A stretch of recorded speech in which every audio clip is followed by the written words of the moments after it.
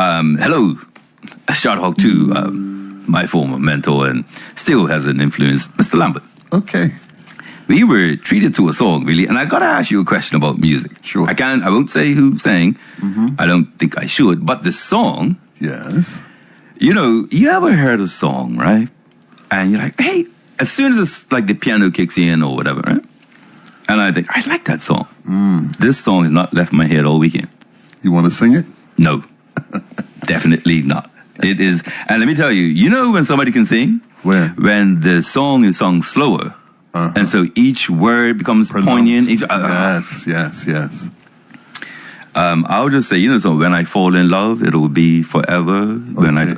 And it was sung at a meaningful. Wait 1 minute. That sounds like a Frank Sinatra type of song. Was it? I don't know who sang. Isn't that King Cole? No. Oh yeah, definitely. It's an old song. Yeah, okay. But the minute, you know, if you have an old soul like me, not an old age.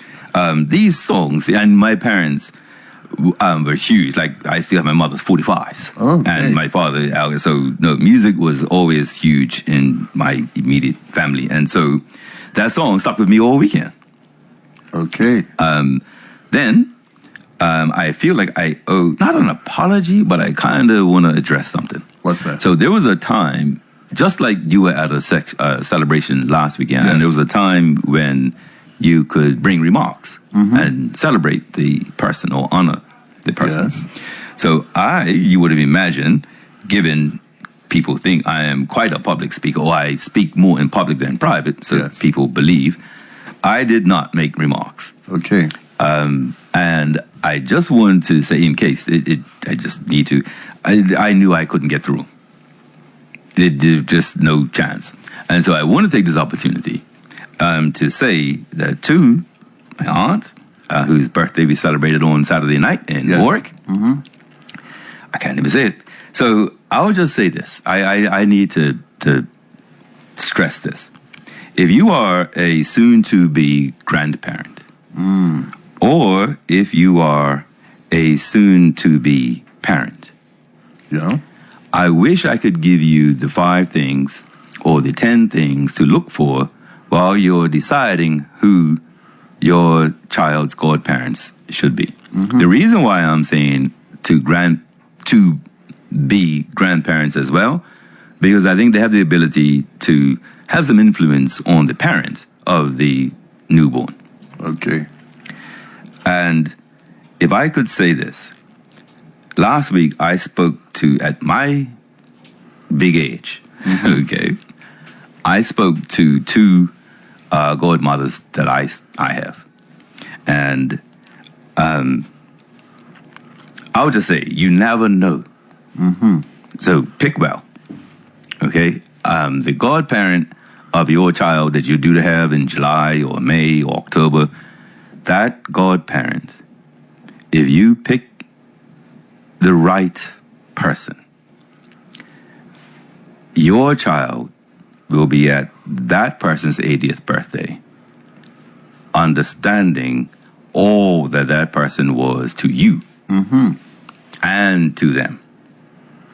And I want to say more, but it's just not coming out, really. It's just not happening. Okay. But I'm blessed. I spoke to 2 godmothers last week, and my parents picked well. I spoke to a godfather as well. Nice. And my brother feels the same. A quick one. Yeah. So my brother has a 16-year-old daughter, my niece. And they called me 2 weeks ago from the car. Can you imagine this, right? I used to call him from boarding school on a Sunday, call collect, and that call lasted X amount of minutes. Yes. My niece video calls me from a moving car. Oh, wow. There you go. You know what I mean? For free. Yeah. Because it's, you know, WhatsApp or whatever. So anyway, she calls. He calls, and he says, take a guess where we're going. And didn't know. He was taking her to her first driver's lesson. So my niece is getting a driver's license, learner's permit, driver's license. Well, that's something you want to tell the grandparents, right? You want the grandparents. So I call my godparents to tell them stuff like that, because my brother lives away. So that's what I mean. It's the fact that I could still do that, and the fact that, you know, there's some things that happened when she had a sweet 16 or different things in my life. You want that older person to know, right? To say, well done, or it's going to be okay. Either one of those. pick wise. And if you're a grandparent, help your child pick the right godparent. You see their friends. You see, and you know what it takes to make it in this country. It's a tough country. Okay, in some ways, I raised a rich auntie. Right. So Okay. my daughters call children. In a lot of ways, they probably think she's the rich auntie. Right? Okay. That's not it.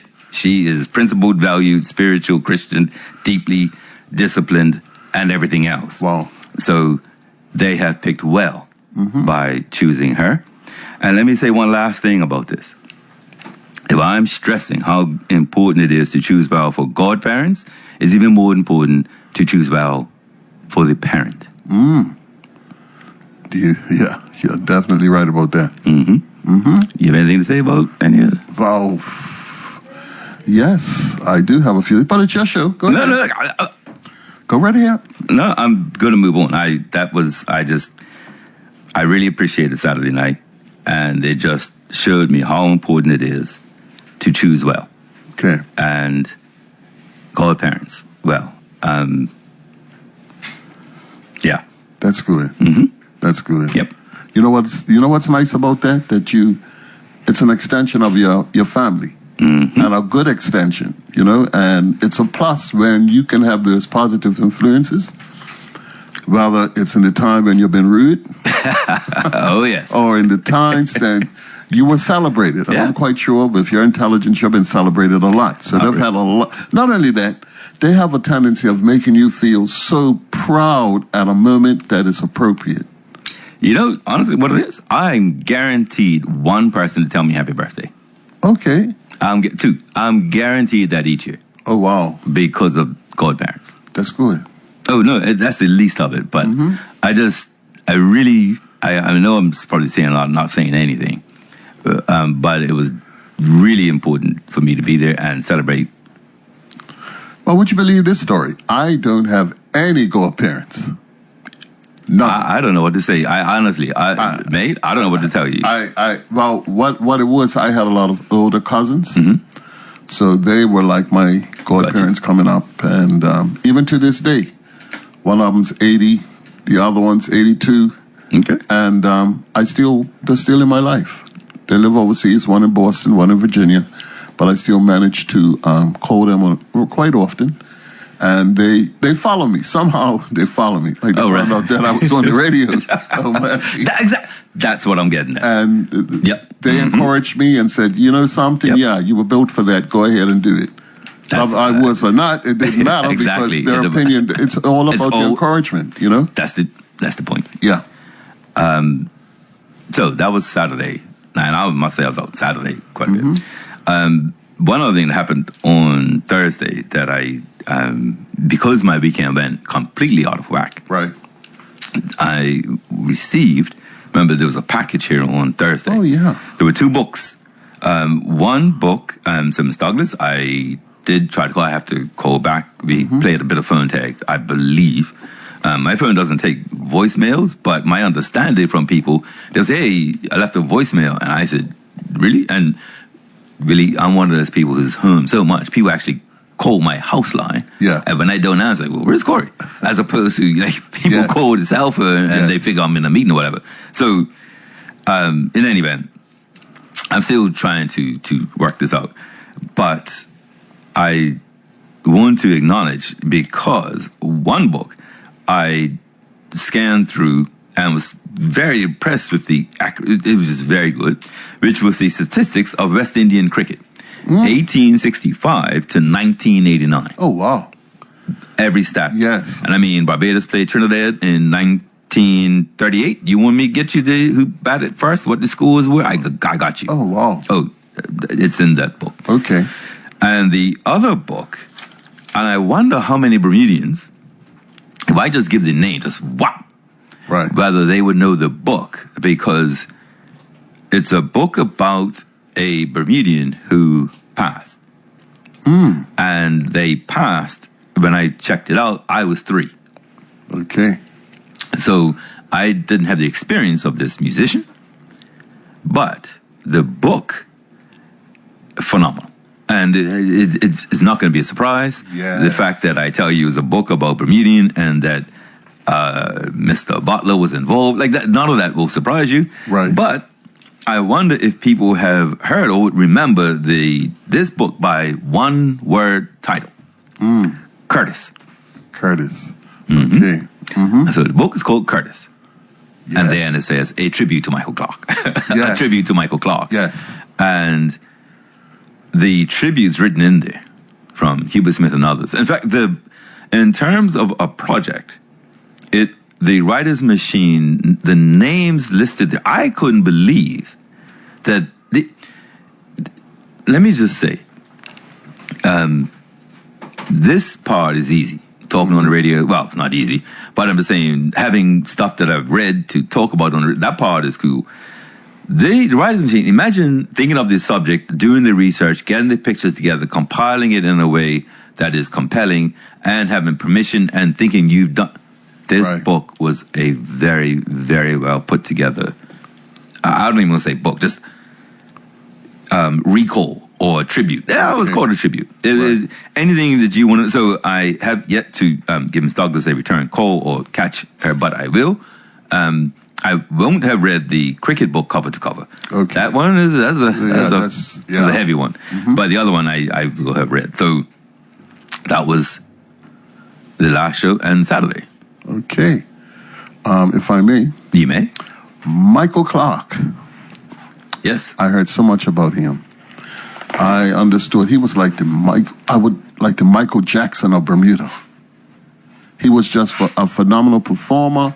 He was so musically inclined. It was described that he was before his time. Indeed. I'll tell you what. Mm-hmm.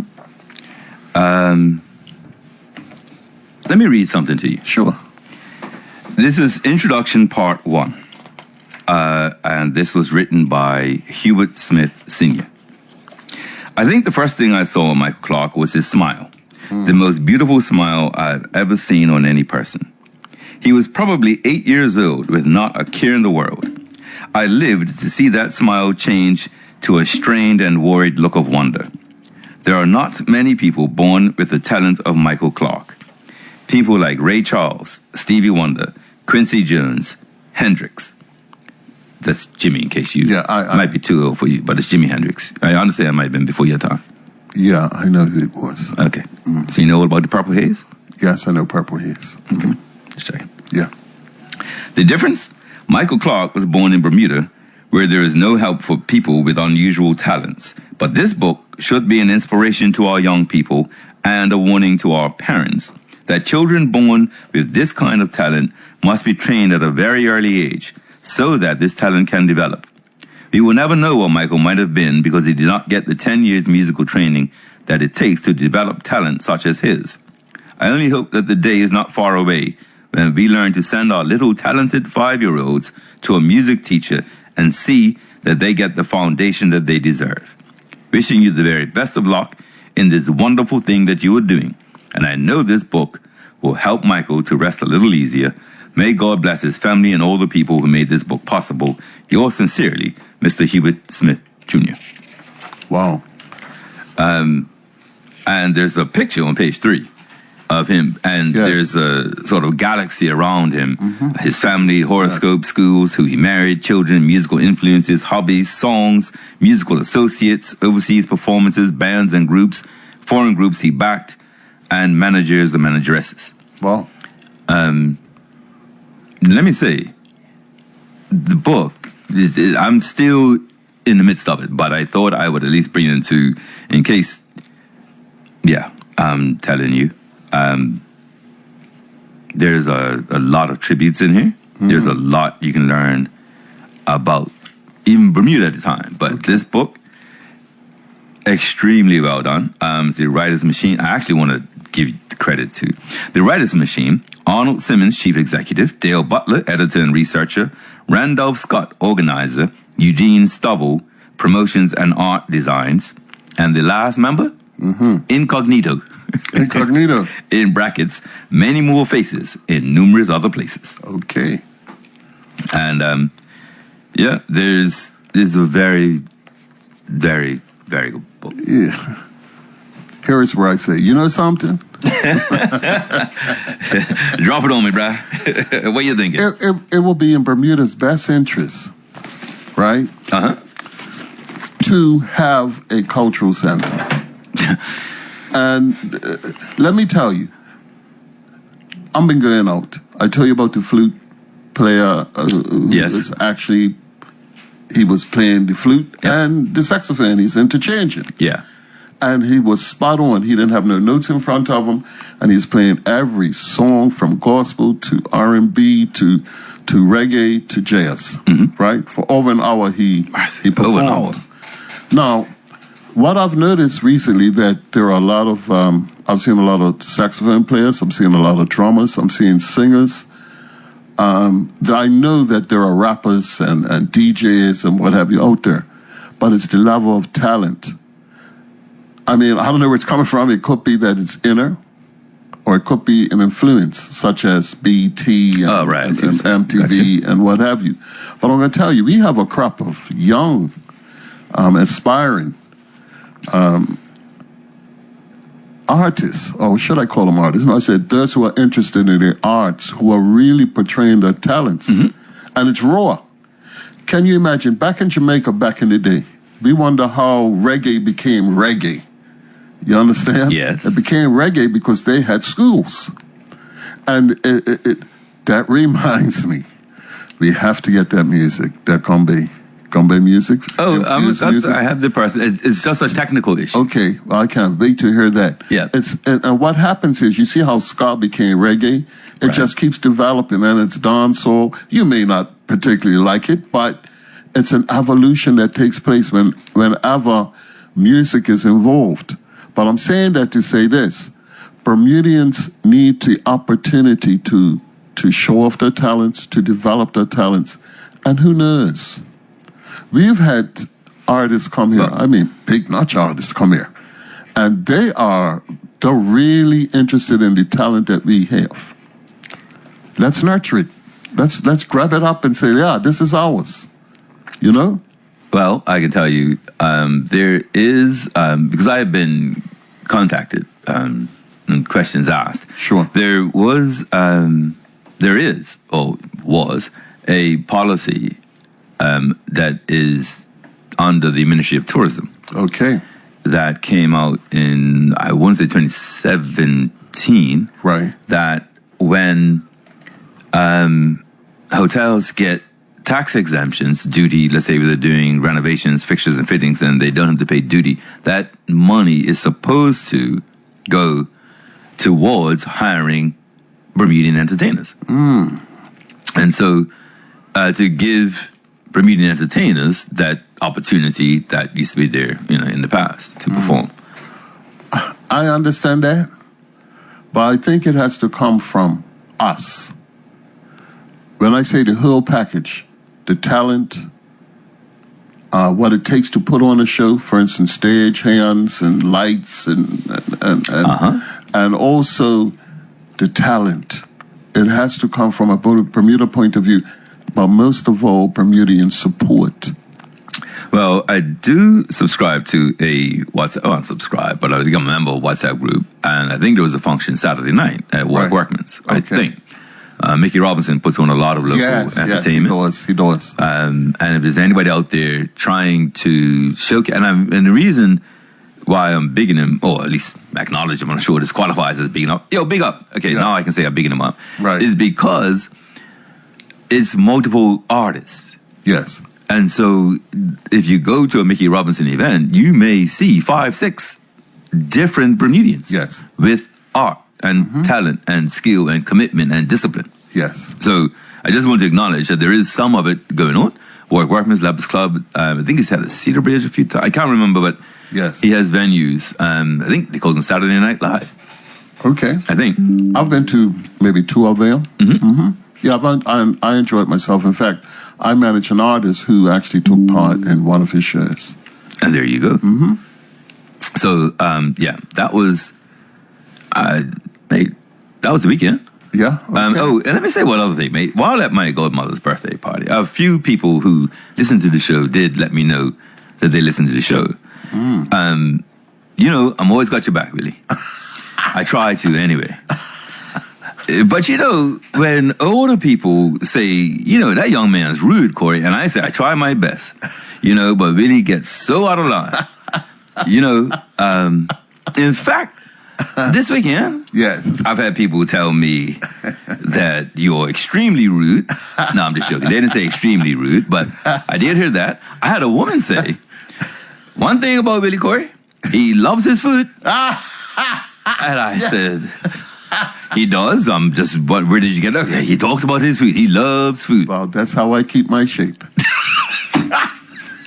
Okay, well, precisely. Exactly. And so I was told that, but and then someone said, you never know what Willie's gonna say. And I said, Me? Well, exactly. How and about you? Well, I said, okay, the truth, he said, you never know what you guys are gonna say. Okay, that's better. Yeah, that's more honest. Okay, sure. And I said, the truth of the matter is, he says, well, I said, we don't know what we're going to say. So no way you could know, because we don't know. Yeah, they trained. Right? No scripts. Well, I have one. One I what? tell you, a report. Okay. On Thursday, you know, I tell you that we were getting a lot of calls. Oh, right. A lot of calls. Forgot about Thursday's show. I took them up until 9 o'clock, and I said, I ain't taking no more. Got you. So the consensus out of all this talk. Let me get my pen. Jeez, no, you need to tape this. I'll try to take notes. No, but the consensus out of the show, in particular last week, was that it was a lot of serious information shared. Oh, do I have to, should I go back? Oh, is it? Yeah, I'm going to ask you to do. Oh, sorry. Maybe, Okay. But I'm trying to say something here. Okay. And people felt served that they're hearing things that they never heard before. And they were connecting dots as to, just like our history, why is so much suppressed or never talked about openly? Uh-huh. And being Bermudian, Indeed. that's the least expectation that we should have. That the things that affect us, We discuss. we discuss. You know, if we're going to consider ourselves a family, I'm not talking about immediate families, I'm talking about an island family. Yeah. Then certain things that affect us need to be discussed. And going over and going over and going over. That's the only way we as people grow. We grow politically, we grow socially, and we become tighter-knit communities as a result of it. So we should always endeavor to keep each and every one of us informed. Well, the problem is, and I agree, let me just say that, but the problem is we've had a breach of trust. The fabric of trust in the country has been broken. Right. It's not severed, it's not being stretched or torn. It is absolutely shattered. And there were two elements of living in Bermuda that were completely unspoken. There weren't even traditions or customs or norms. It's not even culture, because it was so understood that it wasn't spoken. It wasn't spoken Right. because it was a lie. We, to this day, including me, up until I was forced to look at some research a few years ago, and I mean forced, I did not understand. And that was on the business, the commercial side. I'm going to deal with that in a moment. Okay. And then on the political side, quite frankly, it wasn't until very recently, within, I would say, less than 5 years, that I understood how much trust we Bermudians, Right. customers and voters, I'm going to call us that for a moment, Right. trust the individuals, Right. and therefore, if we can't trust them, we trust the government. And so what I believe has happened, why that information hit the way it did, Right. is the breach of trust. I found this first when it comes to dealing with racism. Okay? Right. So I'll tell you what happened. I am still someone who you can call to fight racism. Yes. Racist incidents, a racist. Oh, I've sat across a few tables and dealt with a few. Okay. Trust and believe. And the uncomfortable truth I had to come to terms with was just because someone knows better, it doesn't mean they'll do better. You're right there. No, I didn't. That's not what I believed. Right. Okay? I thought that, hey, if I tell you you're stepping on my foot and it hurts, Right. you're going to get off my foot. Mate, this country has people that you tell them that, they'll say, 1 minute, I'll be right back. Right. They'll go get a steel-toed boot and jump from the 5th floor onto your toe. Yes. Okay? Bermudians, as a whole, black, white, old, young, are not used to that. Right. Okay? They're not used to that breach of trust. So in racism, I had to accept that it isn't ignorance. That I said the other day, Machiavelli says, don't ascribe to malice something that you can ascribe to incompetence. Yes. When it comes to racism in this country, I liked believing it was ignorant. Yes. I imagine a ton of black Bermudians believe that particular white Bermudian just didn't know. Right. Just doesn't know. Just didn't have the experience or the lifestyle. Whatever you're telling yourself. Right. No. And you may be right, but there are some people who are front line on racism. Now, you see what you're just saying, and you're quite open about it. About what? About what you just said. You know, we're still whispering about Whispering stuff. what? Whispering about racism and how it's affected your immediate family.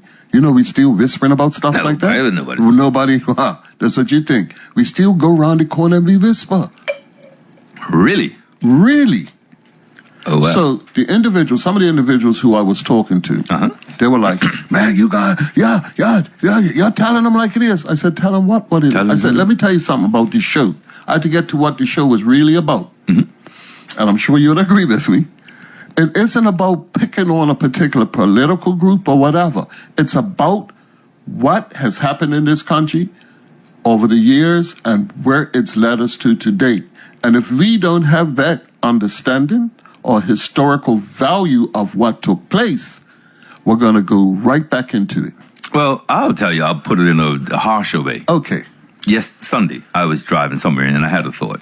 Right. And I thought that people might have been bothered or... I'll tell you what, somebody did tell me last week. Somebody came to me, you know that Corey Butterfield? And I told him, I know him. And they stopped talking. I said, don't do that. Let them tell you. Yeah. But the thing for me is, quite frankly, really, Yeah. if this data, content, information, whatever you want to call it, is shocking, and I don't mean to offend, but then what were people using to decide to vote for who they voted for? Like if it's not the performance or the state of the country or the direction of the country, then what else were people using to vote? Yeah. This information, and like I said, none of this is suppressed. This isn't a patty request that some civil servant risked their job to give us. These are the government's own published reports. Yes. And I think that's why I had such a challenge accepting all those calls you were getting on Thursday night. Right. I said, but really, like, I don't get it. So now I've worked it out due to neo-colonialism Yes. that we have never thought, and we Bermudians, Yes. right, without having wealth, never thought we could influence our country unless it got to a riot, a protest, a march, or whatever. Right. Right? And so the less you think you can complain, the more you will think to complain. That is so true. And trust me, so I do a lot of this having to hold back because I know other organizations and institutions who ought to be stepping up right now, and for loyalty to some other nonsense, they won't. So I try my best not to dump them in them, but they know who they are. Yeah. There are enough reports that have been given to this government by organizations looking for a better way. And those reports have been ignored, or suggestions or proposals, and that person stayed quiet, or that group stayed quiet. Yes.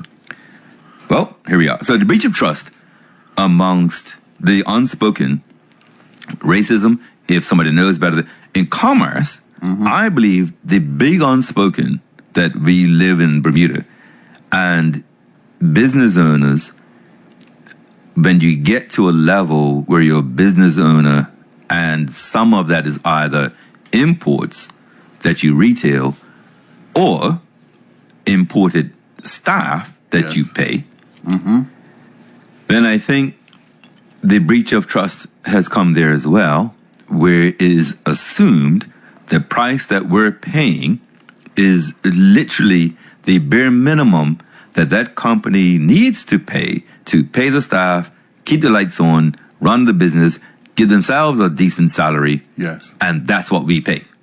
We don't think we pay the greed tax, right? I think that for a lot of times we just assume that's the best price that can be, because why? Another world, 600 miles at sea, can't buy big quantities, we're blah, blah, all of that stuff. And so, but then last week, you come and you see lettuce that's going up by 59%. Yes. You think, bit steep, right? And so that's where I think a lot of the calls might have come from was first, the breach of trust from companies. Yeah. And it's like, wait a minute, you've been making so much money from us paying, say, insurance that you're sponsoring cricket festivals in other islands. It's true. You are law firms in 3 or 4 different jurisdictions overseas because you were so successful here. Wow. So we had to pay the rates we paid. That money, right? So Yes. that's a breach of trust with commerce because we're hearing prices without justification. We are, right? And then the last breach is with our political leaders. And I'm not even the government.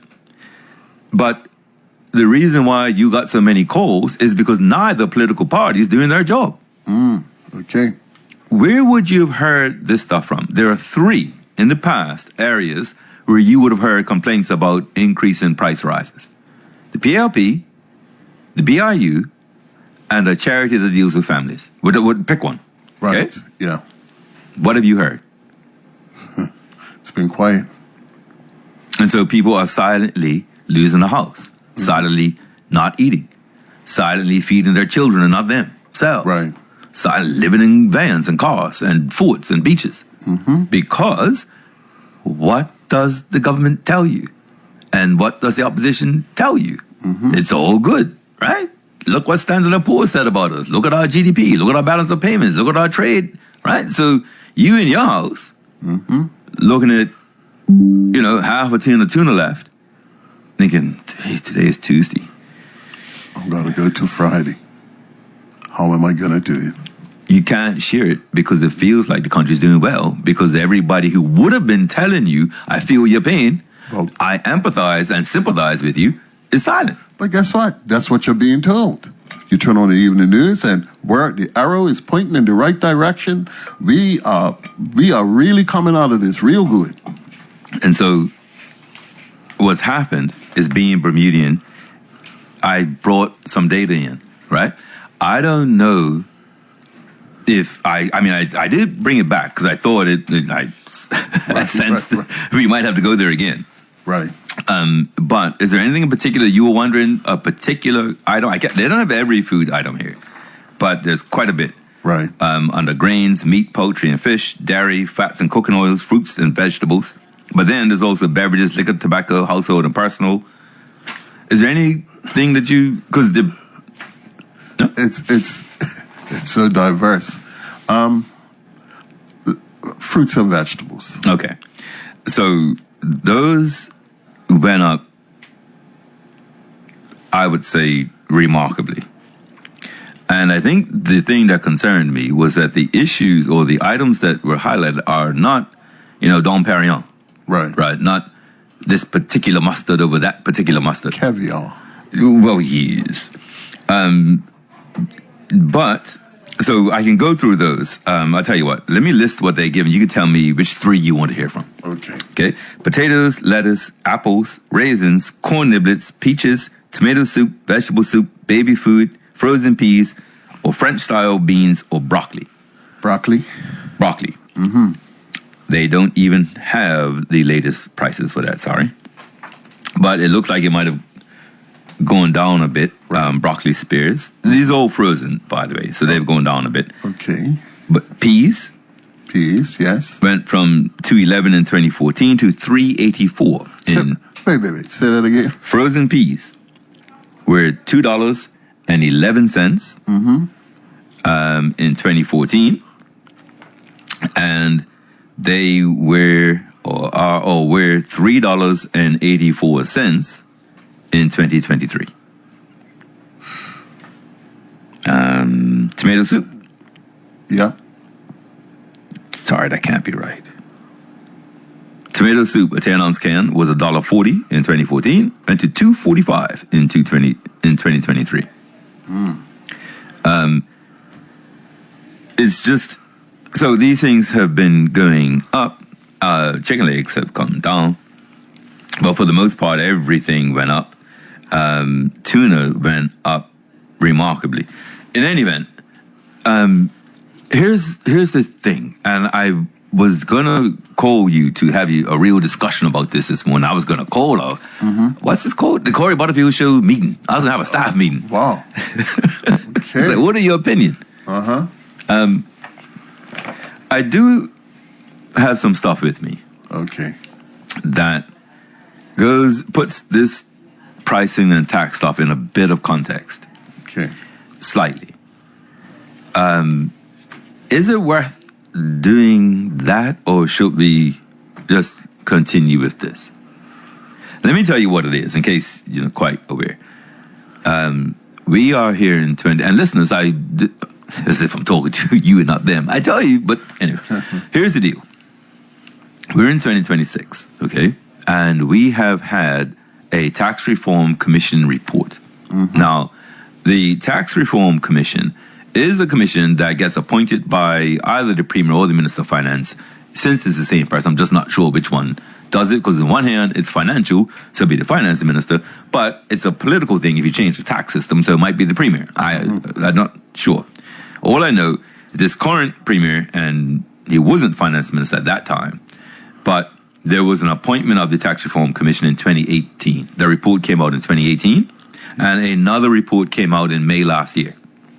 So, that report made a lot of suggestions. I mentioned here on the show that if I wanted to put those reports in context for our listeners, I think the 2018 one is a pretty good starting point, and I'll just say the 2018 Commission stated there were 40 years of tax reform proposals stuck on the shelf, and they hope this report would not make it like those ones from the last 40 years.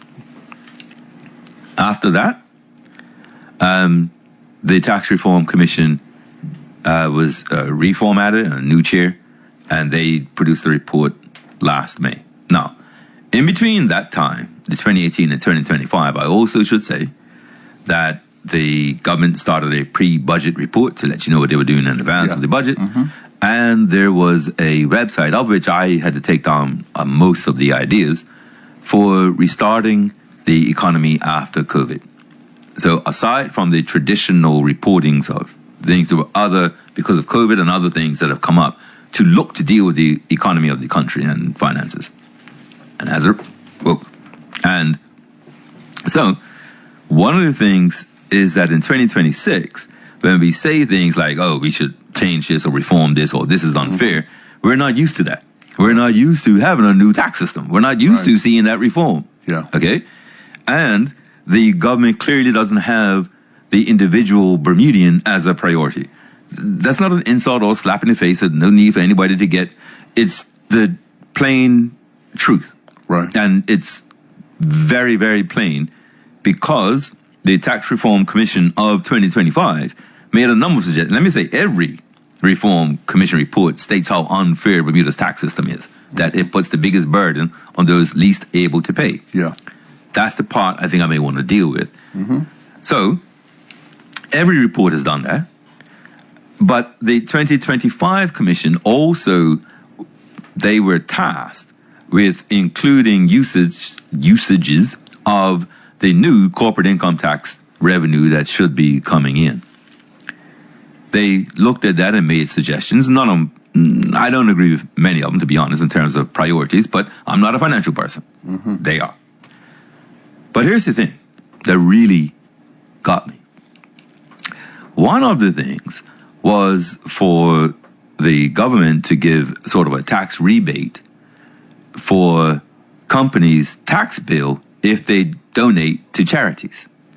The reason why that caused me so much concern is given the state of the country and given all of the potential forecasts and uses of the new tax revenue, how could you be giving some back already? Right. It's not even, right? And I was saying that you could only do that if you think Bermuda is operating the way it needs to be. Mm-hmm. In which case, this is money, just bonus. I don't really need this money. Right. So look, you take something back. I'm not going to charge you the whole thing. And of course, the OBA jumped right in and backed it as well. And so when people say, what's the opposition doing, or do we have one? You think anybody suggested using that money for people? No. Anybody suggested giving the hospital something so that they don't have to? You see what I'm saying? Mm-hmm. Right? And so the reason we're in the state we're in is because the entire House of Assembly believes, in my opinion, in Bermuda Inc., Bermuda Incorporated. Okay. And I think they're all thinking like that because that's what it appears to me. Mm-hmm. I can't see where they think of Bermuda other than a business. And when you think of a business that would be of this size, what does Amazon say about their employees? You seen Amazon employees complain, right? Yeah. Walmart employees complain, right? Yep. How is it the most successful companies have the most angry employees? Maybe the priority isn't on the employees? Yeah. The customers are happy, clearly. Yes. So who are the real value then of the company, the customers or the employees? Come to Bermuda, and here we are. Yeah. Who's happy and who's not? Mm-hmm. And how could the OBA, the opposition, I don't even want to call it the opposition, support a tax rebate before the money's even collected? Not even said, thank goodness, I don't know what we would have done without this corporate income tax. Bermuda, we need to balance the books or we need to do whatever. But now that we've got it, we can just give something back. We haven't even received it yet. Did you see, I think it was a headline that said the agencies already spent $15 million being set up? Wow. Okay, it's not 15. But you see what I'm getting at. There's a lot of money already set up, and they're giving back the money already. That's an insecurity dealing with the business in this country. And it's understanding that we will keep businesses extra happy and piss off the people. Yes. That's what I see. So I wanted to give a bit of background for that tax stuff. Should I do that? Or should we just go on? You want the... I'm split between because they're both interesting. Okay. I'll tell you what. Let's take a quick break then. And what I'll do is hopefully come back and we'll have a show for people. Okay. You think so? Yeah. We'll be right back with more of the Corey Butterfield Show here on Magic 102.7 FM.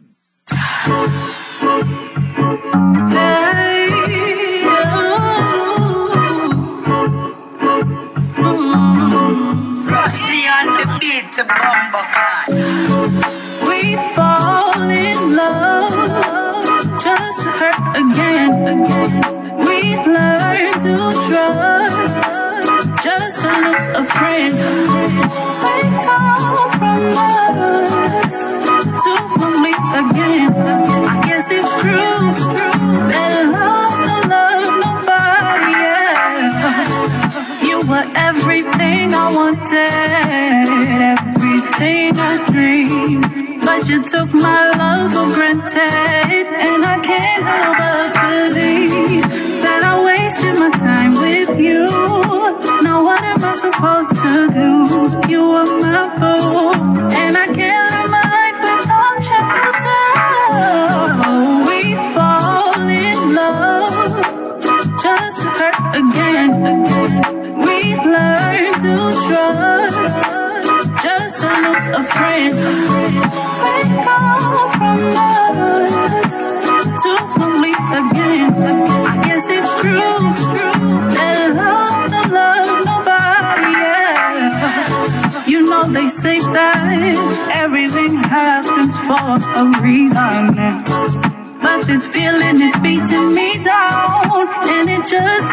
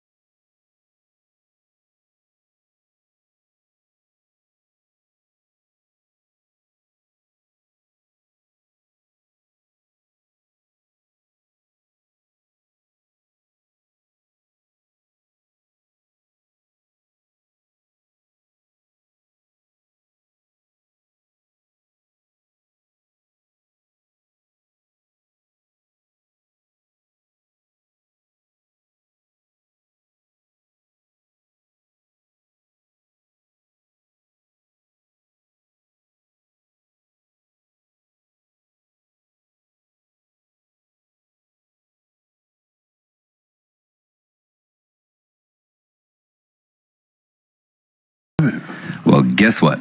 What? That song was done by a Bermudian. Oh, nice. And so I just like to, I didn't say it in the beginning, right? I just wanted to let it play. But that song is, believe it or not, about 4.5 years old. Wow, okay. And that is Bermudian Sakela Justice. Nice. And if you go on YouTube, you can find it. Nice. Sakela Justice. The song's called Again. Okay. Okay. I was asked to read something out, and I will. It's a NABA, N-A-B-A communication, and there's a public lecture by Imam Yahya Abdullah from Jacksonville, Florida, and the lecture is going to happen on the 7th of February at the E.F. Gordon Memorial Hall here at the BIU building. The subject is the rejected stone, and the lecture will run from 6:30 to 9:30. There's free admission and all are welcome. So if you are aware, that's Imam Yahya Abdullah, Imam, and then it's Y-A-H-Y-A, Abdullah. And he is representing the NABA, N-A-B-A. So really, what I wanted to do was just give a brief, and I mean not that deep, but I think it's important for us, being Bermudian, to know. I want to read a headline. Sure. I've read this before, but I think it's important, and I think that year is important, and I've had a tough morning preparing for the show because of this, right, or something close to this, okay? Right. So let me just say, the headline, this is from the Royal Gazette, and the members of Colonial Parliament were having a discussion about the cost of government, the cost to run, and I've read enough, and I don't know that we have this experience in Bermuda. We hear it in sort of modern times, particularly coming out of the U.S., but the cost of government, right? Okay. And how much does it cost to do these things? Well, early days, because the oligarchy were our MPs, there was always a reluctance about whether the government should do this or do that, because it's going to cost money. And if it was going to cost money, that meant tax. And so things were very incremental, right? And brought about in a way that did not hurt them. That is the key. And one of the things that I'm just going to jump to, this is a headline in the Gazette: problems foreseen if direct taxation delayed.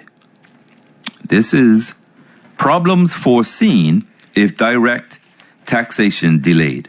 And this is from November 1953. The House was debating income tax in 1953. Okay. And I want to read out something that Jack Tucker, Henry Jack Tucker, right, national hero, back then in Bermuda, he was a hero to some and a villain to others. Okay? But he made this speech in 1953. And there was a discussion about whether there should be income tax. And so Ms. Otterbridge was speaking, and there was a majority against. But then Jack Tucker speaks. Mr. Tucker said he knew there was a majority in the House against any form of income tax. Members, however, should recognize that if any form of direct taxation is delayed, certain problems are going to present themselves to this community before long. Pause there. Okay. What problem do you think he thought would come from not implementing income tax, but implementing something else? Well, unfairness. That's the only thing you could be warning against, right, when you say we have to do direct, not indirect, yes, taxation. So he says, I sponsored the first income tax bill, which came to this House and was passed in 1940 or 41, but was rejected by the Legislative Council. I am still in favor of that bill, which might require some modifications now. I'm going to pause there. I had that with me as well. In 1941, the House debated income tax. It was a fierce debate, as you could imagine. The wealthy people realizing they're going to be taxed on their income. Yes. And at that point, Bermuda hadn't told people around the world how to hide, not avoid, just, not pay those taxes. And so we were still, honest. So what happened? The House agrees. Income tax got passed through the House. But then, much like how something gets passed, House now goes to the Senate, it then went to the Legislative Council. And it failed there. And the real element about this is the Legislative Council is unelected.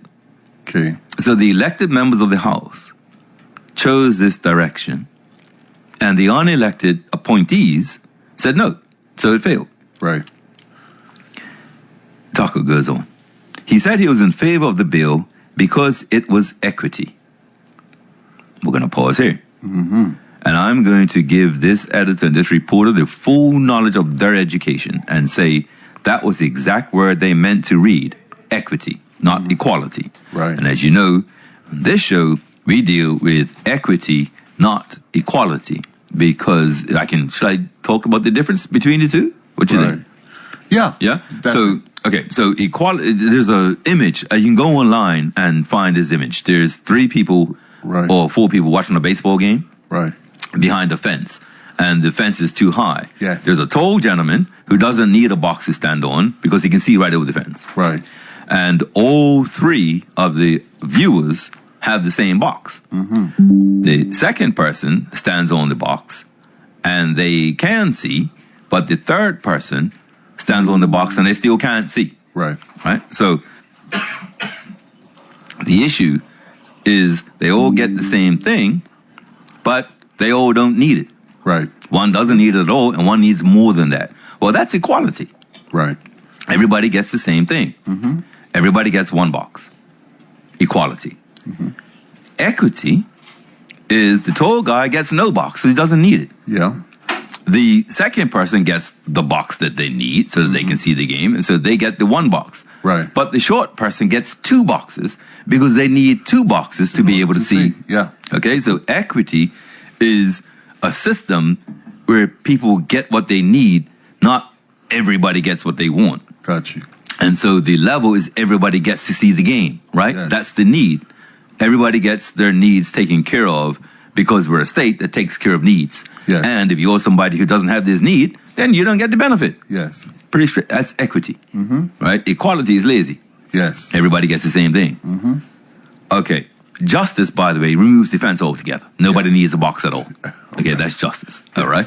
So here, because the bill was equity, meaning people will pay what they're supposed to. Yes. Okay.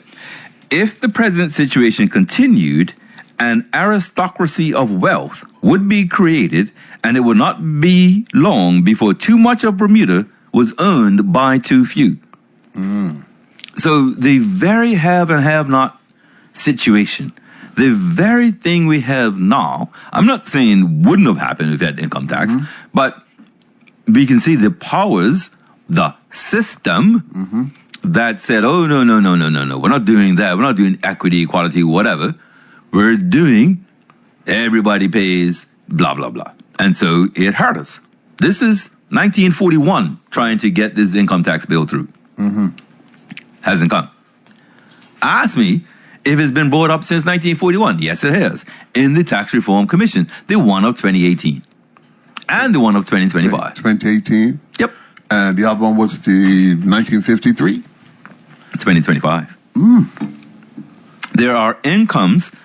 This is 53. Let me keep reading. Right. There are incomes of such a substantial nature in this community that even after the most generous amounts have been made over for living expenses, generous amounts are left for expansion. If that continues too long, we shall have a situation which I shall dread and which will lead to serious difficulties. So, in 53, he's saying how high some salaries are and how low, and that spread, right? He just literally said there are incomes of such a substantial nature in this community that even after the most generous, even after your living expenses at generous amounts, even after thinking there's still money for expansion. That's how much money some people earn. Wow. That was back then. Imagine if you told Jack Tucker I just know people get, I caught myself really because I know people get bent out of shape. But imagine the rate, if you break it out hourly, of the premier and the hourly rate of the guy at Parks Department who takes care of botanical gardens. You think Jack Tucker would even think civil servants should have that spread? Yeah. Wow. Somebody on maybe $28,000 a year and somebody on $228,000 a year? Yeah. In the same civil service? You see what I'm saying? Yes. Right. A minister on 160. Right. Okay. And so here is when someone called in the last week, so what can we do? I think I wanted to at least let people know how we got here. Yes. We had these discussions. The fairness was put on the table. When I tell you if people knew better, they would do better. Yeah. Like Hades. They just knew and they voted the way they wanted to for their own pocket, not the state of the country, not fairness, not equity, not, hey, let's not create haves and have-nots. Hey, let's not, okay? So that happened. Then I go back to 1941 and guess what they tried? What they tried? Jack Tucker and the boys was so serious. In 53, after they lose, so 41, they thought they were there. They were in 53, it comes up again. But the guys are gangstered so badly that they come up with a new plan. These guys put $5,000 in the finance budget to create, ready? Go ahead. The Office of Income Tax Collection. Jeez. Figuring, if they can set up the office, well, they're going to staff the office. It'd be a waste of money not to. Yeah. And so it was a good shot. I mean, quite a good shot. But it failed. And so all these ways to bring in income tax in 1950, and how long ago do you think 53 is to the powers that be today? Wow. Not that. No, it isn't that long, but. And so these people have lived long enough to see the very warnings that Jack Tucker, right? He was no Robin Hood. Yeah. Right? He was not. Yes. You know, the Tuckers is gunpowder. You Tucker Somersets and Georges, okay? Warned them. And now there's no doubt there are people leaving the country because of the cost of living. The government's created a cost of living commission. There's a package of things for cost of living. You think cost of living would be a problem if it was more equal in the tax system? The haves and have-nots wouldn't be so broad. The gap wouldn't be so wide. Yeah. So it's not even how do we fix this? It's why are we still in it? 30-6, 25-11. So I'm just saying, I don't know why we're still in it. We don't need to, particularly when various tax reform commissions have brought it up. Now, I'll give you one other thing.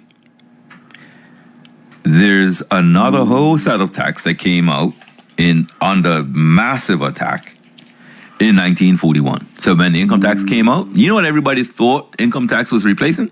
What? Duty. Oh. I have a stack here. What's this, half an inch? There's a letter to the editor, November 1941, and the person wrote in Bermudian dialect. Right. Dan, we was going to have income tax and knock off alarm so that the poor man could live. Think we ever going to get that? See this rag? I'll give a shilling for that. So he had a shilling, his rag, he's selling for a shilling. His point was the ad valorem tax, the duty, was going to go away and it was going to be income tax. That's what he wrote. In a different letter that somebody else wrote, talking about free education, reforms on the must list are naturally headed by tax bills which will distribute taxation with due regard to income. Reforms, Social Security legislation is surely needed. Free education for all, free health clinics and law clinics. Granted the franchise to women, over 300 years overdue. immediate reduction of ad valorem and a comprehensive free list introduced. Free goods you can bring in without duty. You hear this, right? This is 1941, and let me be clear. This was not a racist debate. Right. Let me say that again. This was not a debate between or about poor black people and rich white people. Right. This was just fairness in the tax system. It's going to affect everybody. Yes. Ad valorem stays, duty, and we don't get income tax. So by the time I'm in 2026, reading out, let's see if I can find it, how the government makes money today, the largest is payroll tax, the second is duty, the ad valorem tax, Yes. and the third is land tax. Fourth is third, given the corporate income tax. So I also had the things about land tax. Okay? They called it a property tax back then. And again, if you own multiple lots of land and people rented that from you, why you care what land tax is? That's true. So all of this was brought in to avoid income tax. Jeez. All of this, let me say that again, was brought in to avoid equity. That's not my word. Right. Well, it is, but it was their word. Okay, that's what they were trying to do, and that's what even the letters to the editor, the average man, thought was going to happen. But instead, and during the 1941, I can't read them over, but if you remember back when I was reading those, I think it was October, November, the debates against duty, do you remember what their biggest argument was? That if you leave duty, you're going to create inflation. And once you start, I couldn't believe they said this, but they said this. Once you start, shop owners will never reduce it. And so what did the Tax Reform Commission say in 2025 and 2018? We did not look at duty reductions on goods because we were not sure vendors will pass it on to customers. That's exactly what's happened. Really? I almost shouted just now. How? How could that happen? I had a debate with a minister about that. It can't happen unless it's allowed, is my point. Okay?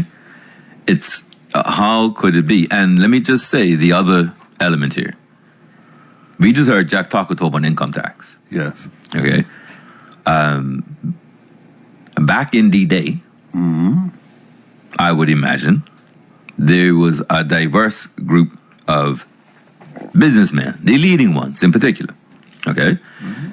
And when I say diverse, they didn't always like each other, but they all knew who they were and they all had the money. Right.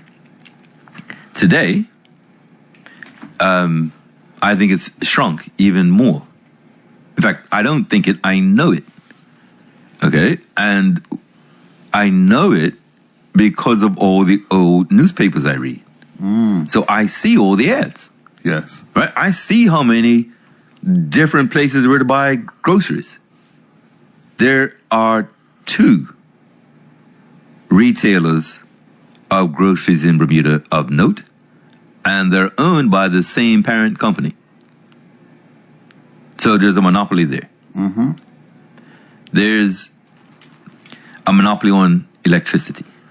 Yes. And not just on electricity, but if anybody gets into how the RA insures, even though they've broken, technically, the ability for another TDNR, transmission, distribution, and retail of electricity, the other things they do ensure that it's going to be one operator. Wow. In fact, let me just give a notice, because I had a steep argument about this. Do not, if you're listening to this and you have a landline, like a copper line to your house, do not get rid of that. Do not let them get rid of it. Because during a hurricane, when you lose power, that's the one way to stay in touch. Okay? And the RA has allowed those people to not maintain those lines anymore. And so if you let one down, you want one now, you can't get one. And so there is no option for a house where somebody doesn't have a cell phone. I don't understand how being Bermudian meant. The three things about, for me, Right. 4 things uniquely Bermudian about our homes. There are 3 sub things under one main thing. The independence of the construction. Yes. You have your water there. If you have a gas stove, you are going to be straight. And you can kind of pump or bucket in your toilet to run it and we catch rain from our roof. Yeah. That as a domicile, as a residence, is pretty spectacular. And we take it for granted, big time. Right. But if you lose power there, if you have gas, you're okay. If you dip, you can flush. Yes. But you can't let your children know you're fine. And they can't check on you. Because that line, okay? And I had a very heated argument with the RA about that. Okay. Okay? So, like I said, the breach of trust thing. So our tax system isn't something that was, like Moses didn't come down and say, this is how you're going to raise money, government. Yeah.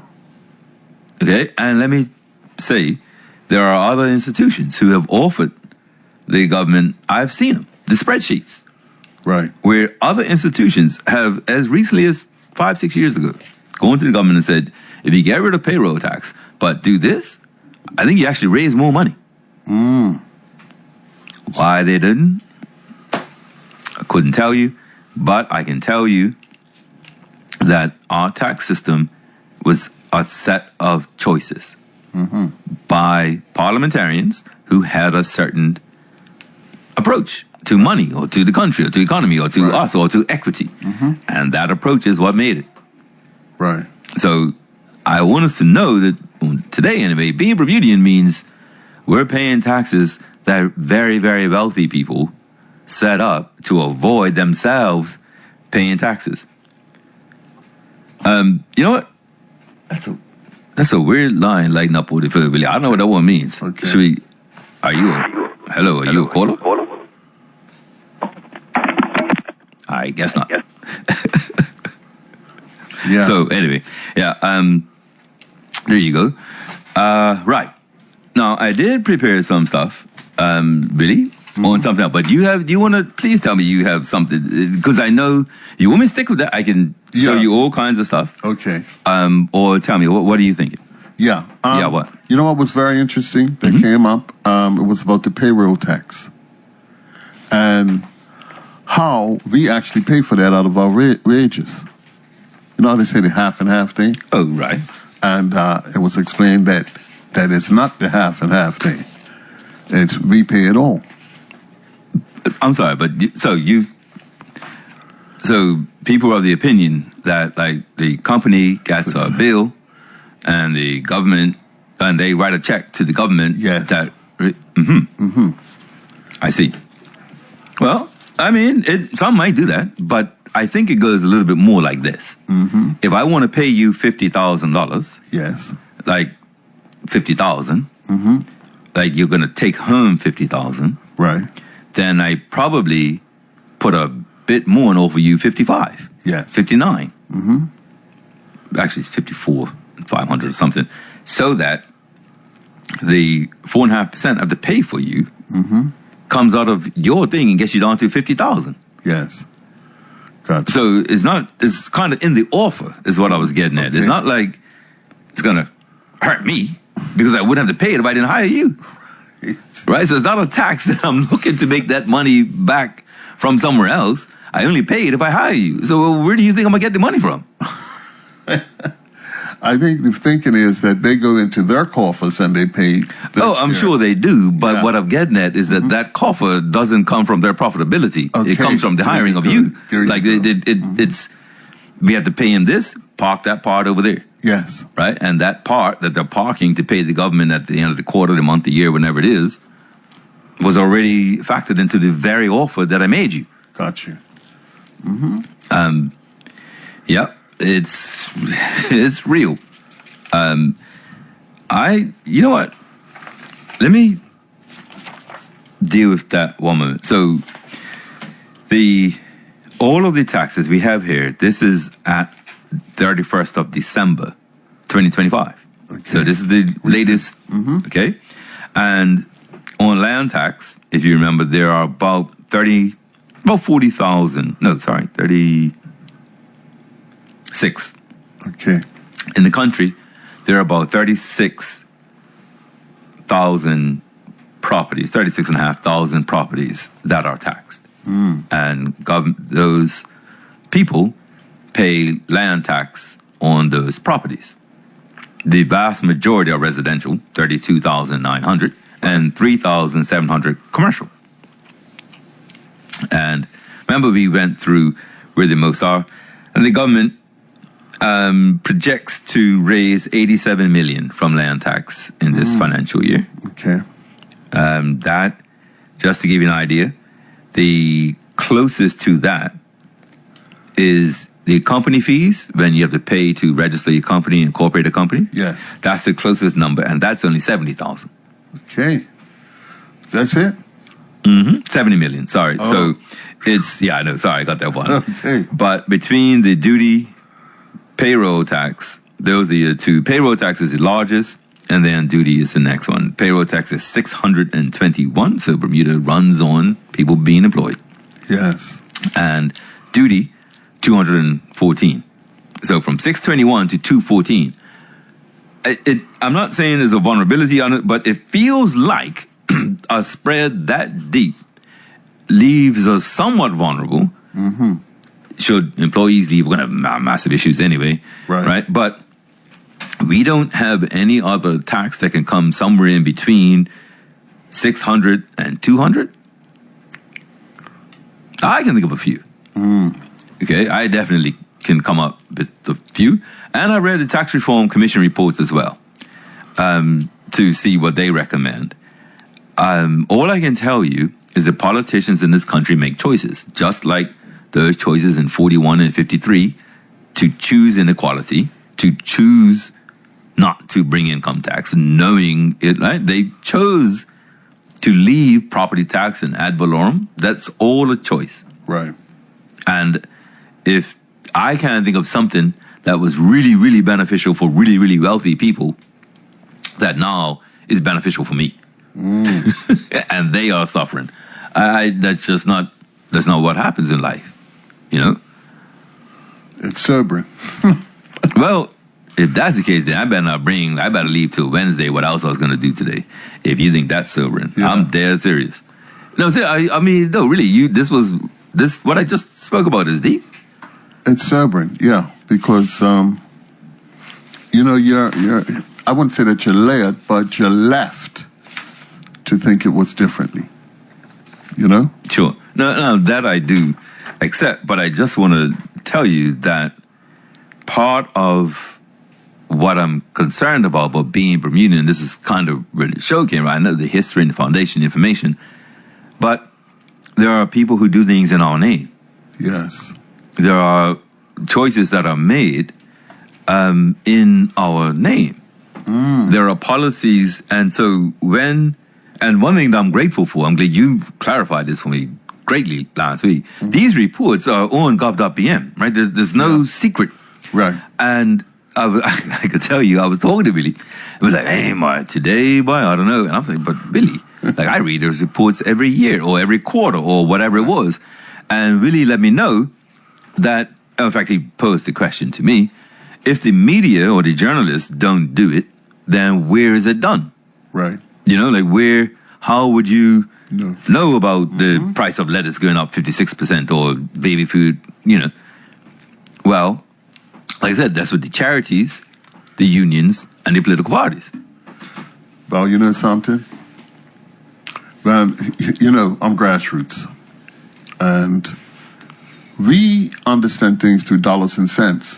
So last week's show was very eye-opening for a lot of people of grassroots. Okay? Yep. Because then they could say, oh, lettuce was this, now it's that.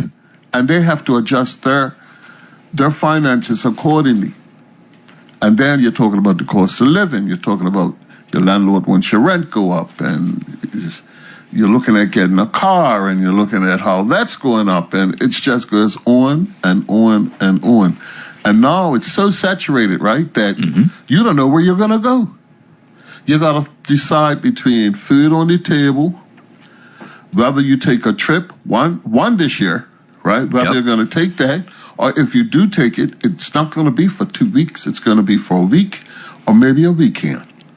Those are the adjustments that people have to make on top of the pressure and the stress that they are taking while living in this country. And we also have the salaries here as well.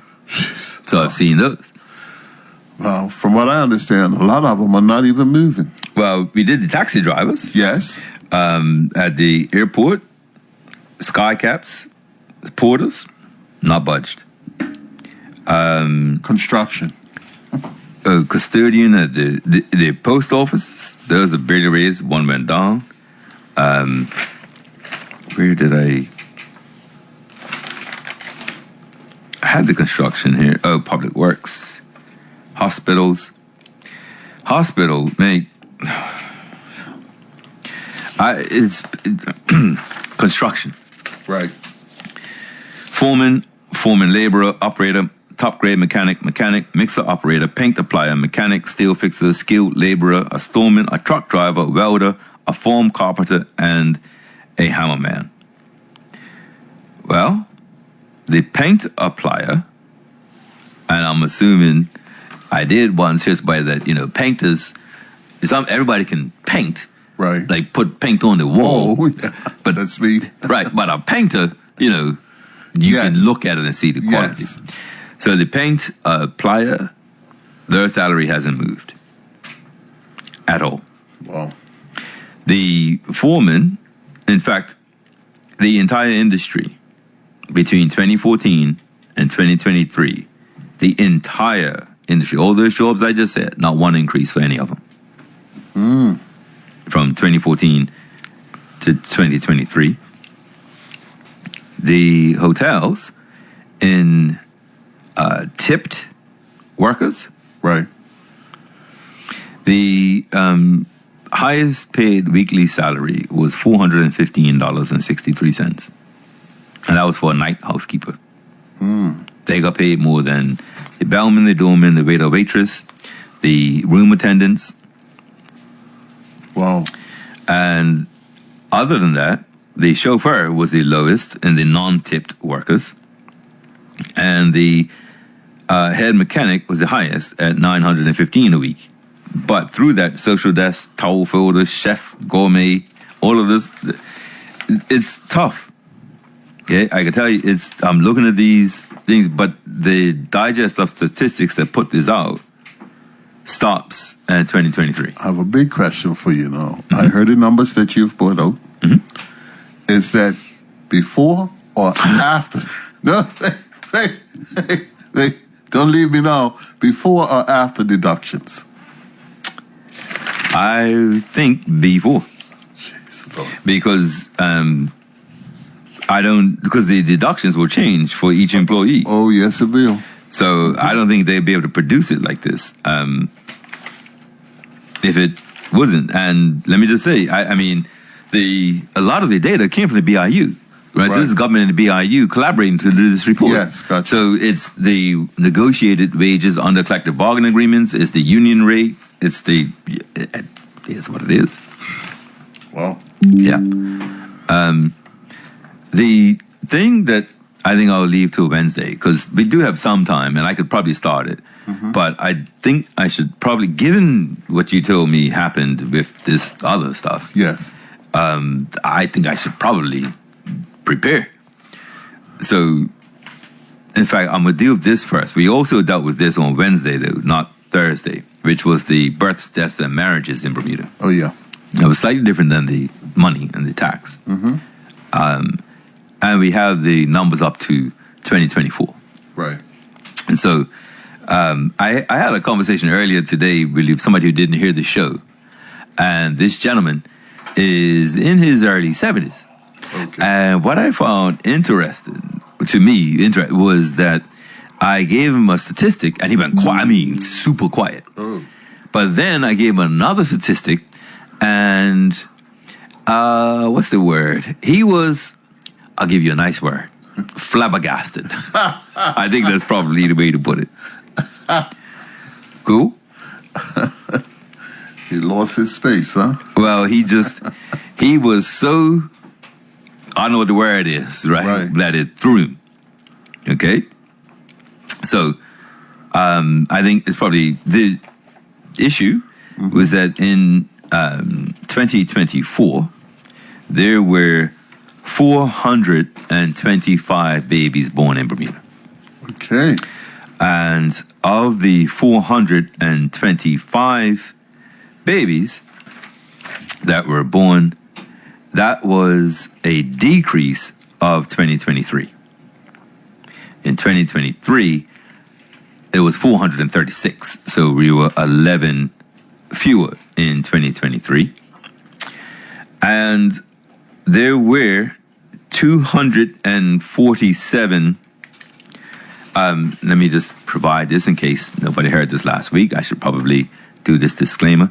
I'm not entirely sure why the births are recorded as in and out of wedlock. I don't know the policy reason. I do know politics, politicians and political systems, economies, that kind of thing, like families. Because it's an economic unit. Right. With all the stability and money, right? Yes. That comes with it. So we have the numbers for babies that were born in and out of wedlock. So the older gentleman who I spoke to today, I advised him that there were 247 babies born to married parents in 2024. Okay. Yeah, 247 children were born to married parents. 73. Both parents were Bermudian. Okay. That's what freaked them out. Because 87 had one Bermudian, and 87, there were no Bermudians. Right.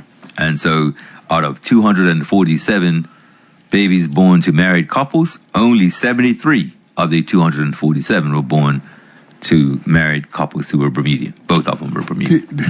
You know what? The people who had called me didn't have a clue that, as we say, as Bermuda, all this was going on. All this was going on. No, seriously. No, when you say all this is going on, what do you mean? What I'm talking about, you're even talking about foreigners who came here who had children. Indeed. And Bermuda-wise, it isn't really a small. No, it's a big. It's the same. Yeah, they're coming here and they're having children. 87 babies were born to couples where neither was Bermudian, and 87 were born to couples where one was Bermudian. You're absolutely, but only 73 were they both Bermudian. That's what I'm saying. They didn't know all this was going on. So as this information was being thrown out, they were like, they couldn't catch it all. They just couldn't. Okay, well, we can definitely slow it down. Right. So let's then deal with out of wedlock. Yes. Okay. So to children born to parents who were not married. Okay. So let me just go back and say 247 were born in Bermuda and the parents were married. Yes. 178, the parents were not. Okay. Okay. So 247 children born with both parents married, 178, the parents were not married. Of the 178, like I said, really, in fact, I should probably have said it before I got into this section. Right. Right. I think that the way that this data has been compiled and published probably says something about us culturally. Mm-hmm. I'm just not sure it needed to be said. Right. And I'm not sure it's saying it either. So let me just, okay. 178 children were born out of wedlock. Yeah? Right. Out of that, 142, both parents were Bermudian. Okay. 24 born to one Bermudian, and 12, there were no Bermudian parent. Okay. Let me break that down for you. 247 children were born in wedlock, and only 73 were born, both parents were Bermudian. Okay. Out of wedlock, 178 babies were born out of wedlock, and 142, both parents are Bermudian. So you might think that that would mean Bermudians are not getting married. Yeah. But going on with the rest of the lifestyle of marriage without the commitment however this. By the way, I did get a call about that last time we did the show, in case you're wondering. Yes. Okay, yeah. One of those older gentlemen who I know did send me a message. Hey, Corey, I heard you talking about marriage, and and he went on to tease me. So I know exactly what I'm saying, who I am. I get it. One of my callers said, I was a statistic. I'm like, huh? What are you talking about? They said you were, or they said that they were? They were a statistic. You know something? I didn't want to ask them in what part were they, which category. Yeah. But I just left that alone. Okay? You get some interesting calls, my brother. Oh, I do. Real stuff. I mean, grassroots people call me up. Well. And it's real. Okay? Okay. Lest you think yes that Bermudians are not getting married and not making families because we're not getting married, and more of us having children not married than married. Yes. And a lot more, like 2 to 1. Wow. 2004 saw 207 religious marriages. The only number higher than that in the last 5 years is 2022, when there was 208 civil marriages. So 207 religious marriages. Okay. 207 religious in 2024, and there was 192 the year before that, then 208, 201, 134. So we had a very good year for marriages in 2024. Right. I'm just saying, we are still getting married. Okay. That number, like I said, in the last 5 years, is the second highest in 2024. Good. So we're getting married. Yes. We just, and so then we read the top denominations for marriages. It's the AME, then the Anglican, then the Seventh Day. Yes. 38 weddings for the AME, 34 for the Anglicans, and 10 for the 7 days. And we looked to see the average age of when people got married and also the children born. We have a caller, Billy. Okay. Hello, caller. You're on the air. Hello? Oh, don't know. Okay. So we done by parishes. Did anybody call you from a parish concerned or no? No. I think the parishes were represented well. Huh? What do you mean? Should I ask what you mean by that? No, it was a joke between us with St. George's, remember? Yes, I was getting to that, but okay, you sound like you want me to skip. So the top 3 parishes were having children in wedlock: Pembroke, Warwick, and then Hamilton Parish. Let's try this one more time, Billy. Hello, caller. Good afternoon. Good afternoon. I tried to call earlier. I was wondering if you were taking calls. The gentleman that is speaking made mention of something about having a landline. When a hurricane comes, don't get rid of your landline. Mm-hmm. Yes. You're more than likely to have a phone to use. However, as BTC has been taken over by Digicel, all of their lines have been changed out, and now they run on electricity. So when you have a hurricane, you don't have a landline, which is a real problem because a lot of our seniors have these landlines. Absolutely. So when we have a hurricane, you still don't have a telephone. Oh, wow. So that was new. Basically, people that have a cell phone still have connectivity, because my mother's one of them. Yeah. So I basically go and check on her and make the various phone calls. So that is not a true statement any longer. You used to still have a line if you were BTC when they were operating as BTC. But since they've been taken over by Digicel, the type of thing you have in your house now does not work when the electricity goes out. Okay. All right. I want to thank you for that clarification. You're welcome. Have a good day. Okay, yes, thanks. So really what that is Digicel switched to VoIP, Voice over Internet Protocol. And so your phone is, to the caller's point, is no longer on that copper line. Okay. It's internet, so it's voice over internet. Right. Which means if your modem is out at your house, because you don't have any power, because you can't power up your modem, you're not going to get, thank you. Yeah. Hello, caller. So let me do this real quick. For parishes having babies in wedlock, Yes. Pembroke, Warwick, and then Hamilton, 49 in Pembroke, 45 in Warwick, and 36 in St. George's. And out of wedlock, it was Pembroke, Warwick, and then St. George's. And I was told off about the joke I made last week. In fact, it wasn't even a joke. It was a fact. But I was told off. So maybe I won't tell it again.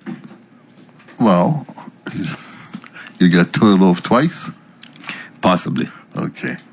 Possibly. I understand. But, you said you had my back. And that day, I'm not sure you did. Well, I didn't know nothing about it, or did I? You did. I did? Definitely. But the point I was making was that in St. George's, there were 9 children born in wedlock in 2024, and there were 26 born out. I'm reading this stuff about the births, right? Because that was what I prepared today. Yeah. Which was, let me just call. Just hold on 1 minute. So what I found really was the population projections. There have been 2 reports that have been done, right? Projecting Bermuda's population. Okay, one was done from just after 2000, and it calculated projections from 2000 to 2030, and the other one was done in 2016, projecting to 2026, where we are today. They actually did that? Yeah, that was done. A report. 2. Oh, I gotta sit up here. Well, caller, go on, caller. You're on the air. Thank you. Thanks for taking my call. And yes, good day, good afternoon, good brothers. Yes, sir. Sir. And so I'm seeking context here with regards to the statistics you're reading. And the context I'm seeking is race. And, it is important to me. I'd like to know if if that is available, if the statistics are available regarding race. Are they? Do you have? I do. Can you? All right. I'll listen off here. Okay, Appreciate thanks. It. No problem. So really, this is I'm sorry, caller, and let me just say, that's what I was going to, the reports I have here, yes, that's what they deal with. Okay. Right. So it's difficult because we don't have the time to, but I'm going to start. I'll tell the gentleman that what I have. So this was the report that came out the other day. This is the projected report, but it did speak about what is likely to happen. And I am slightly concerned that I can do this without giving the full time. But here we go. This was the projection that by the black population will remain constant at 37,000 by 2030. Can you tell? I'm going to fix something. Yeah. I don't believe. So we're going to stay at the same amount of population as far as Bermudians are concerned up until 2030? Yep. In fact, it's good. No, it's going to be worse. So let me just deal with something I didn't say about 2024. Right. In that report, it just left. We had 425 births, but we had 616 deaths. So we already at a low fertility rate. Yes. There's a lot of stats that come out from having a low fertility rate or low birth rate. Gotcha. And then there's the mortality rate, and then it's within that with an aging population, what that means, and there's all sorts of stuff. But I will go with the information that I have here. Just to give some general thing, the population size was 62,000 in 2000, and is projected to increase to 65,000 by 2030. if you were to go on AI right now, they put us somewhere around 64,000. In 2000, the average annual growth rate was 0.46%, and by 2030, it's going to decline to 0.08%. So our population growth is declining. Now, to the race.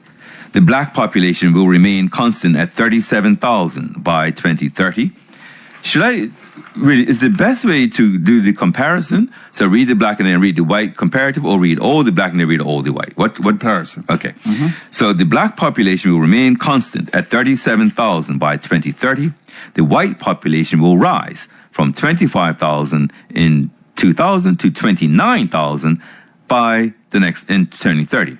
So whereas in 2000 the difference was 12,000, there's going to be 1,000 difference in 2030. So when they do the census and they're talking about the population, they separate us.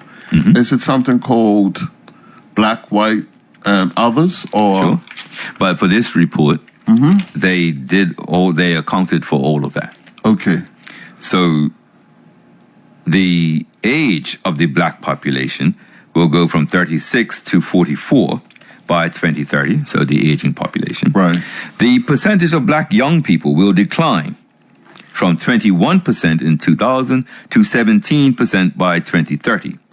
The percentage of persons aged 25 to 44 will fall from 32% to 24%. This is all in the black population. Okay. Now, for the white population, the median age will also age from 37 to 42. The proportion of white people ages 0 to 14 will decline from 16% in 2000 to 15% in 2030. The percentage of whites aged 15 to 24 will go from 9 to 8%. And then within the white community, so basically the black and white community is aging. There's no difference in that. But the dependency is massive for both of us. So the old age dependency ratio, that is the ratio between your seniors and your elders, seniors and your youth. Right. It was in 2000, it was 16%. So we had a good spread of the population in both races. Yes. Both of them go through the roof. By 2030, we will have gone from 16% of seniors to 43%. The white population is going to go from 15% to 28%. The real issue, leaving aside race, let me deal with some hard facts for Bermudians. Okay? The Bermudian population is due to increase from 49,000 to 51,000 by 2030. So in 30 years, we're only going to add 2,000 Bermudians. Okay? Right. At the same time, non-Bermudians will go up by 1,000. And the Bermudian youth dependency, so how we are more younger than older, that's going to decline. But the non-Bermudian is going to increase. They're going to be young, we're going to be old. Oh. The country will look like what they want if we don't, and this report talks about already having seniors guide the policy of the state because of the amount of seniors we're going to have. Yes. It's already in here. But that's not what happens. In 1950, the crude birth rate was 30.4 per 1,000 people. In 2000, 13.5. We have collapsed our birth rate. And I mean collapsed. Okay? It was, to read some of this stuff was difficult because this was man-made. You know something? Yeah, here I go again. You know something? Immigration must play a big part in this as well. Like I said, I have this ready for Wednesday. Okay. But immigration and immigration Yes. are dealt with. So Bermudians leaving is Yes. emigration. Yes. Foreigners coming in. It's immigration. And one of the factors that contributed to the relatively small families, Bermudians, is the high cost and standard of living. In Bermuda, affordable housing is rare, and this affects the desired family size. Additionally, they then go on to talk about contraception that went a certain way. But let me read you a sentence. I'm going to take this sentence actually out of context. Okay. So that it almost shocks people into action. This is, and I'm going to read this properly on Wednesday, okay? So, but I want, is that gentleman called? Yes. And I knew his sentiment. Sir, fella, my brethren, strap in. In statistics like this, there's something called a replacement level. And so, in a strictly biological term, women have to have 2 children, couples, but women have children, Right. in order to replace them and their husband. Yeah. If you don't have 2, you aren't replacing. Right. Right? You're less than replacement. In the future, it is assumed that Bermudian fertility level will remain, because it currently is, below replacement level, at least until 2030. In contrast, the non-Bermudian level will remain above replacement level. The non-Bermudian, just so you understand what I'm saying, is having more children than they need to, and Bermudians, we're not having the children we need to have. Almost every European country has encouraged couples to have children by providing various incentives, such as generous family leave and child allowances. These benefits are given to families with a specified number of children regardless of the parent's income. The Bermuda government has not advocated a pro-natalist policy. Therefore, it is unlikely that the Bermudian fertility level will rise to replacement level by 2030. We are not having enough Bermudians to replace the Bermudians who are dying. I just said in 2024-5, 616 deaths, only 425 births, and of those, only 326 were to at least one Bermudian parent. I'm going to read this next paragraph, and this is the one, and I know what I said about fishermen, Yes. unapologetically. Okay. In contrast, so I'll read that last sentence. The Bermuda government has not advocated a pro-natalist, so natal, Yes. okay, policy. Therefore, it is unlikely that the Bermudian fertility level will rise to replacement levels by 2030. So by 2030, we still will not be having enough children to replace the ones who pass. In contrast, the projected trend is that the non-Bermudian population will attain replacement level fertility partly because they have a higher fertility level. Yes. This may be explained by the increasing proportion of Muslim and Catholic immigrants whose faith does not endorse the use of birth controls. Wow.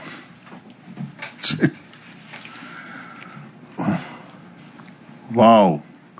That's wow. Sobering. In developed countries, continued low fertility rates will result in immigration bearing an increasing share or even all the growth of population change as the number of births decreases. This statement is particularly relevant in Bermuda, where migration is the main component of population increase. I remember we were talking about food and Bermuda cuisine. And I remember saying that sooner or later, we're not even going to know what a fish sandwich was. Because as a result of all of this, our culture does change. Of course it does. And it becomes a new type of Bermudian, a different type of Bermudian, what we don't know or what we don't even recognize. This is where it's going. I don't know what else to say to you, but that's why I didn't want to start this really until I had time to do right tomorrow. And Right. But the caller, he asked about it, and so hey, no problem. I'm gonna, you know me. Oblige him, yeah. You will hear it. but it's there. Yeah. Right? It's data.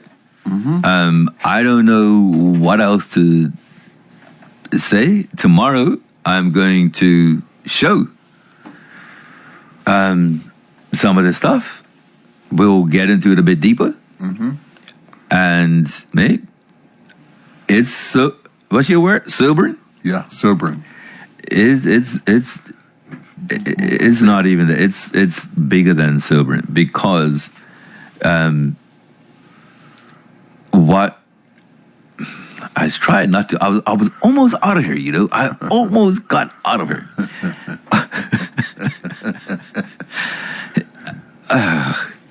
But I guess what I'm getting at is if we can read this stuff, right, and we aren't elected to deal with this stuff, right, and I don't see it before it's published. So I don't know who compiles the data, and they don't run in my office and say, "Hey, sir, we need a new policy that deals with people putting the tires over the yellow line." Right? I get it after the fact. We discuss it afterwards. Yes. And so I don't know. You know, we're going to get into it tomorrow on Wednesday. We'll show it a bit more. But yeah, caller. Good day. Good afternoon. Good day. I think our culture has switched from a sandwich to a wrap. Hey, no, it's. I'll leave it at that. Okay, let me just say before you run, I'm sorry. You may hear me flying the paper. No, because there is page 21. Under sandwich generation. Yes. Okay. Okay. As life expectancies are on the rise, adults can be faced with the dual responsibility of taking care of their elderly parents and their own children simultaneously. These persons are known as the sandwich generation. Yes. I hear you from the Wrap Any Sandwich, my caller. All right. Another factor that has been played as the stress that's being put on people. Yes. Yes. That comes out of here. The cost of living. Yeah, they do talk about. So therefore, we also have to consider white privilege, which means to some extent that's stress. Yes. Yep, that comes. That's in here as well. In fact, that's tomorrow. Wednesday. Yes. Yep, I have that here. Absolutely right. And I just want to say something that you were speaking earlier about our financial situation. And I really are concerned about our finance minister being our premier. Yes, I I agree. think you touched on something that's very crucial. I'm not going to elaborate, but our people are going to start paying attention. I agree. Once again, gentlemen, thank you. Thank you. Well, thank you. Thank you. You have a good evening. You too. All right, take care. Ready? It's going for. It's going for. Yeah, man. Already? Yes. Okay. Well, it looks like Wednesday, huh? I mean, I think so.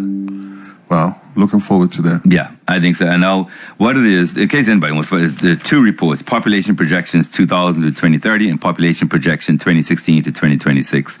And the second report, the one that goes from 2016 to 2026, is frightening.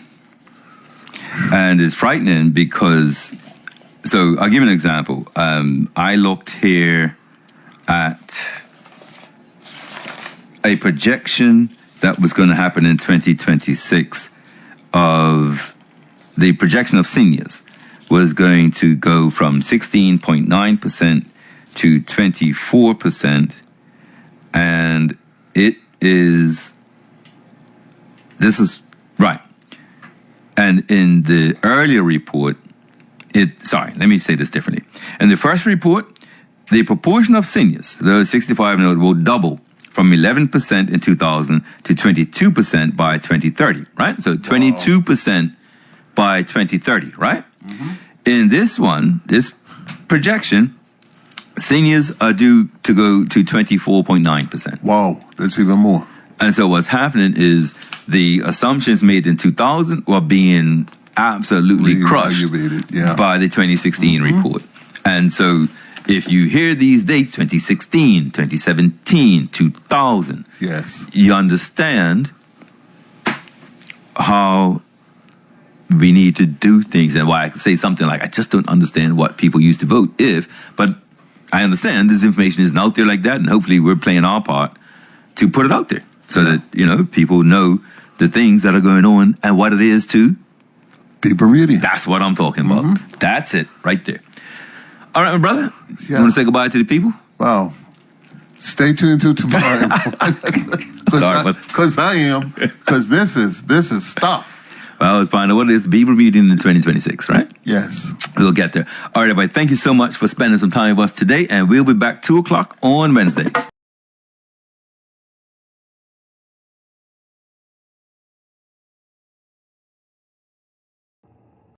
Bermuda Live on YouTube. Subscribe now.